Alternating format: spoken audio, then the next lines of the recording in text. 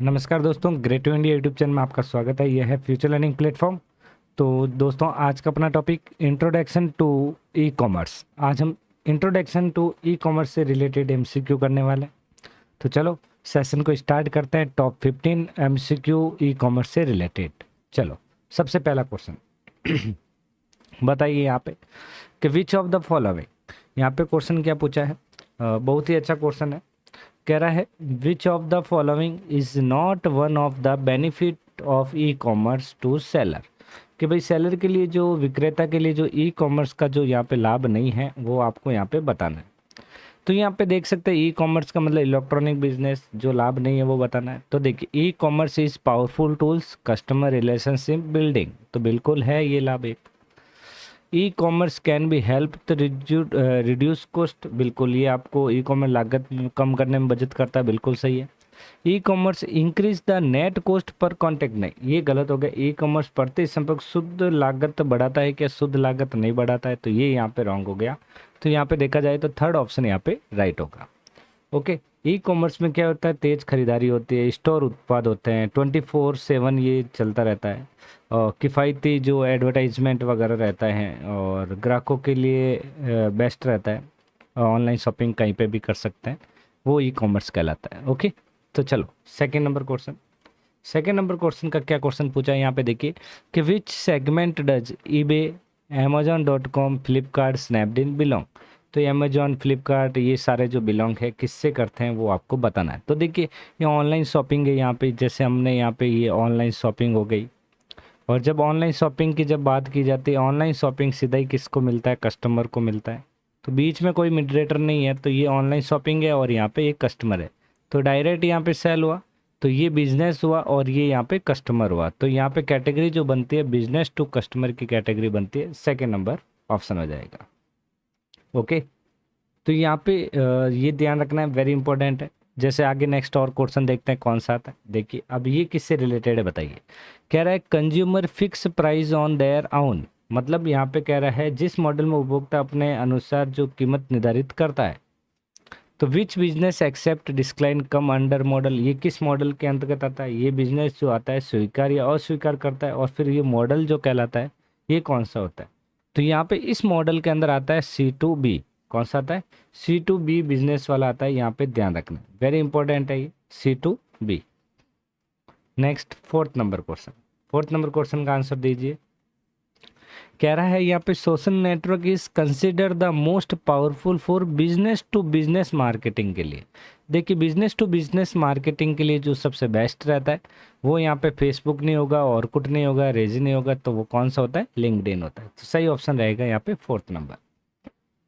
Next, तो विच segment Flipkart, Amazon, eBay ये किसके अंदर आता है? तो B2C, बिजनेस टू कस्टमर के अंदर। यहाँ पे full form for EFTS, e commerce. E commerce के अंदर आपको किसकी फुल फॉर्म बतानी है? EFTS की। तो इसकी फुल फॉर्म जो होती है वो होती है इलेक्ट्रॉनिक फंड। तो ध्यान रखें, इलेक्ट्रॉनिक, यहाँ फॉर्म आ गया, कट जाएगा। तो यहाँ पे इलेक्ट्रॉनिक फंड ट्रांसफर सिस्टम है, सही ऑप्शन रहेगा फोर्थ नंबर। 7 नंबर क्वेश्चन, बहुत ही अच्छा क्वेश्चन, बहुत ही अच्छा क्वेश्चन है। कह रहा which country has ban, ban है जो free internet service for accessing social media.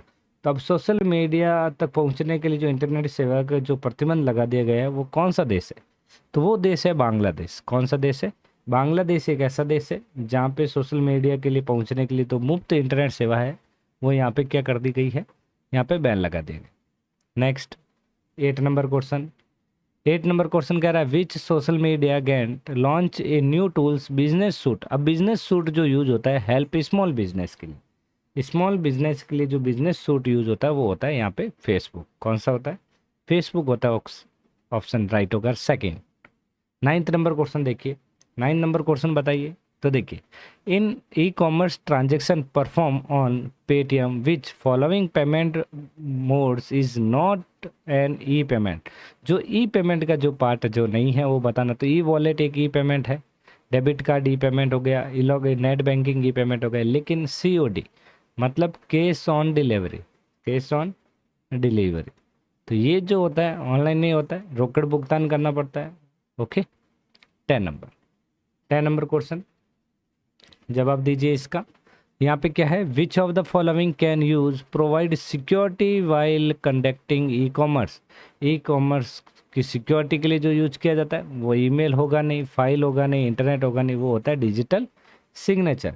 तो वहाँ पे जो बिल जनरेट होते हैं तो वो सारे क्या होते हैं, डिजिटल होता है, तो वो डिजिटल सिग्नेचर यूज किया जाता है सिक्योरिटी के लिए। ओके, बताइए नेक्स्ट। कह रहा the e commerce domain that involve business activity initial by the consumer and target to business. देखिए कस्टमर से टारगेट किसको करना है, बिजनेस से करना है, तो C2B हो गया। कौन सा, C2B। तो सही ऑप्शन रहेगा यहाँ पे सेकेंड नंबर। सेकेंड नंबर इसका सही आंसर होगा। 12 number, website use to sell and bus something are. अब यहाँ पे तो बताइए कि कुछ बेचने और खरीदने के लिए उपयोग की जाने वाली जो वेबसाइट है वो कौन सी कहलाती है। सर्च इंजन होगा नहीं, नेटवर्किंग होगा नहीं, इंटरटेनमेंट साइट होगी नहीं, तो वो कौन सी वेबसाइट होती है, ई कॉमर्स वेबसाइट होती है। फोर्थ ऑप्शन यहाँ पे राइट होगा। 30 नंबर, कि विच of the following is not a benefit. इसमें से कौन सा बेनिफिट नहीं है वो बताना है। तो यहाँ देख सकते हैं, तो इंडिपेंडेंट ऑन डिजिटल डिवाइस, बिल्कुल यहाँ पे ये बेनिफिट नहीं है।